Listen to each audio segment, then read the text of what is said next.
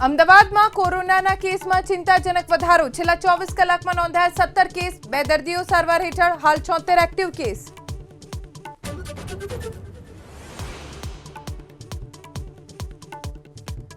સામખિયાળા Gandhidham સેક્શનના ભીમસર station પર non interlocking કામ માટે બ્લોક.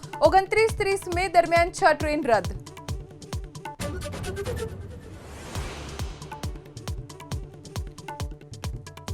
કચ્છમાં સામખિયાળી હાઈવે ઉપર કેમિકલ ભરેલા ટેન્કરમાં આગ લાગી. ડ્રાઈવરનો બચાવ. આગના કારણે હાઈવે પર ટ્રાફિક જામ.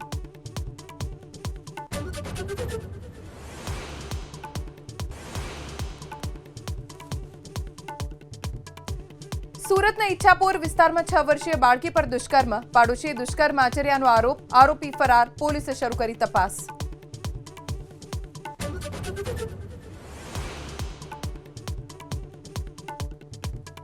કરદાતા માટે મોટી રાહતના સમાચાર. આવકવેરા વિભાગે આઈટીઆર ફાઇલ કરવાની છેલ્લી તારીખ લંબાવી. હવે 15 સપ્ટેમ્બર 2025 સુધી કરી શકાશે આઈટીઆર ફાઇલિંગ.